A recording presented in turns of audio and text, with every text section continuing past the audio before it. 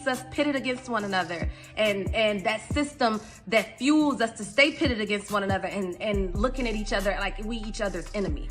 It's like we just hate, and we look at that other person that looks so much like us, and we hate ourselves so much that we spew out that hate, and we do so much damage. We create so much hurt within the lives of others. That system needs to be broken, man. Like, it really does. And I don't know what it's gonna take. I don't know how to do it. I don't have the answers. But I do know it's something that is serious, and it's something that we as the Black community, that we need to come together in solidarity, like we were able to get so many other people to join our movement and come and become one with us. We need to come together as a Black. Now I'm gonna show y'all a video of young Dolph's Beautiful Queen. Dolph Beautiful Queen speaks on his existence and speaks on the things before he died. The video you're watching, it's moments before young Dolph died, and his wife does a beautiful statement, you feel me, about everybody. It ain't just for Dolph, it's for all of us, and how she feels about her husband before he died. Remember, keyword, before he died. So let's listen to the Beautiful Queen as she gives her synopsis on what's been going on out here in these streets. Place, you know, just a lot of different emotions from everything that I've experienced. And like, I've been trying to make sense of so much, right? I've been trying to make sense of like just where we are in the times, like in terms of like everything just seeming so hateful, like from police brutality to like non-Black on white crimes. But then like I had to face a tragedy within my own like household, or not household, but my family dynamic, and we experienced Black on Black crime. And for me, that was like something else. It's like we getting all of this hate from all over, from all of these different areas, and then we give that same hate to our own people within our own community, right? And it's just so messed up, because it's like I'm seeing these protests going on as I'm mourning and grieving my brother's loss, you know, and I'm just like, man, like we shouting loud, we're fighting hard for our voices to be heard, for non-Black people to respect us and to realize and acknowledge that Black lives matter, because I do believe, I'm Black, I do believe Black lives matter. But I'm like, what about to our fellow Black peers and just our community? Like, why don't we treat our lives like we matter amongst one another? You know, like, I know more people that have died at the hands of a Black person committing a crime against them than I do personally know someone who's been murdered, or, you know what I'm saying, attacked by a non-Black person. And although I know I'm not trying to diminish the value of, you know, us experiencing police hate crimes and, you know, police brutality that's driven by racism or whatnot, I'm not diminishing that, but it's just still very hurtful to me that even once we get a conviction, or we get bills to be put in place to where non-Black people have to value our lives, what about what remains within our own communities where we don't value each other? And so it breaks my heart, because literally my heart is broken, because I lost such an important person to me due to a senseless crime, you know, and it was his Black brother. Like they even discussed, my brother even tried to be like, look, we're gonna be responsible men, we're gonna handle this decently, let's come up with an agreement. He tried to do that, and that wasn't good enough. It's just death over honor, you know, like literally that's the code that people live by, and especially within our community, and we hurt each other time and time again. And I'm just like, what are we gonna do about that? Like, I've never experienced this type of pain before, but I know it's so many people that have. They've experienced this, and I'm just like, what can be done? Literally, I was just watching, you know, a news clipping where someone pulled in front of a house and let off like 70 rounds, right? And I get that it's all type of backstories and reasonings behind, but really, like, man, it should not be no reason like for you to bring so much havoc, wreak so much havoc on someone else, you know what I'm saying? Take lives, like, without even thinking about everybody else that's associated and attached to these lives and what it will do for them, man. Like, it's so much of that, and it's like a vicious cycle. You know, you hurt my family, I'm hurt yours.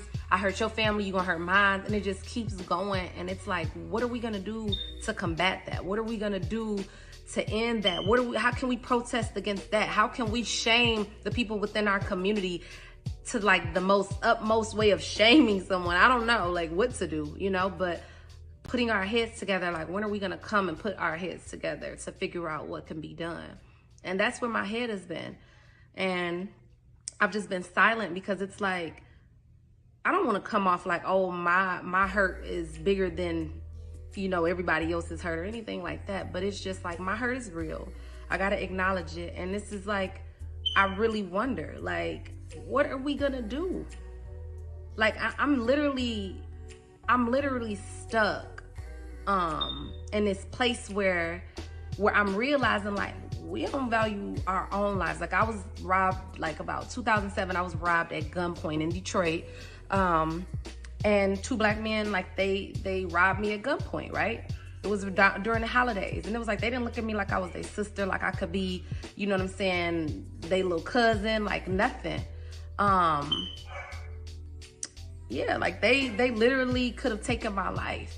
And then it's just like, this happened to my brother, and I literally had to stop and get gas in an area that wasn't like, it was just a lot of activity, a lot of loud, like just a lot of commotion going on, right? And I literally felt so unsafe. Like, it was like the engines was revving real hard and people hanging out the window saying stuff. And I got so nervous, so much anxiety. I was scared. Like, I'm a black woman and I'm in a black environment and I'm scared.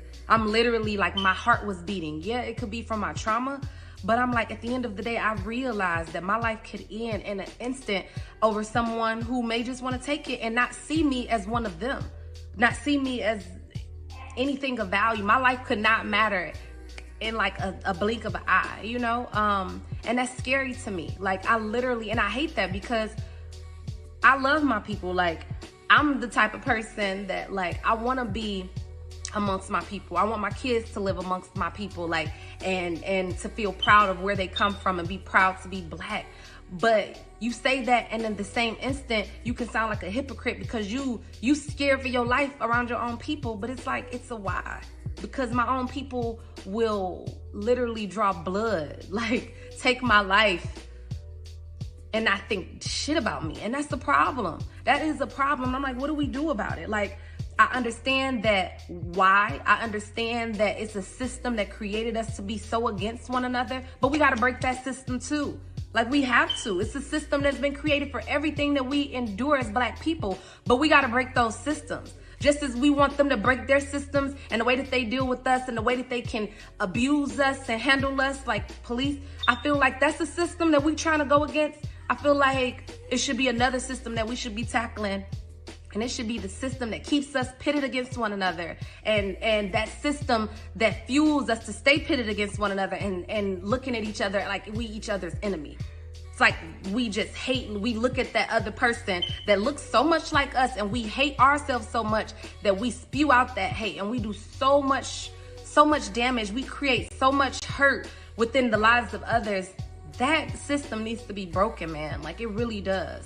And I don't know what it's gonna take. I don't know how to do it. I don't have the answers, but I do know it's something that is serious, and it's something that we as the black community, that we need to come together in solidarity. Like, we were able to get so many other people to join our movement and come and become one with us. We need to come together as a black community in solidarity, and we need to stress to one another and get our people on board to, like, our Black lives matter to one another. Like, our Black lives matter. You my sister, you my brother, you could be my grandma, you could be my mom. Like, you could be so many people in my life that matter. Like, our lives matter. And that's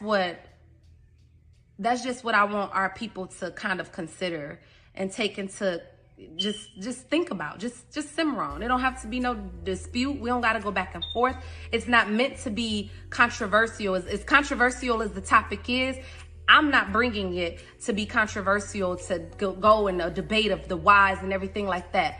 I'm acknowledging that a problem still exists, and I'm saying that some way, somehow, we have to come together and figure out a solution, because I don't wish this type of hurt on my worst enemy, and I don't even have enemies. I can't even say that I have a genuine enemy, because I don't have that much hate in my heart to really give somebody that much power over me to say they're my enemy.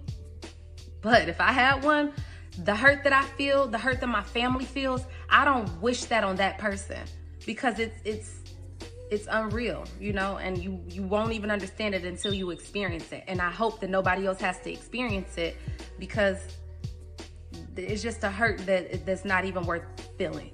So I just had to get on here and just say that. The last thing I wanted to say is that I have been notified that the guy who assaulted my brother, he is in police's custody. So I am super excited about that. But this guy was found hiding behind a furnace in somebody's upstairs attic. And my thing is this, like, you do such a bold crime, and then you turn around and you're hiding. You're so cowardly that you're hiding, trying to just save your life. Took somebody else's life, but you're hiding behind a dang on furnace, man. Hiding behind a furnace, like, that's ridiculous. That's senseless. That's ridiculous. That's selfish.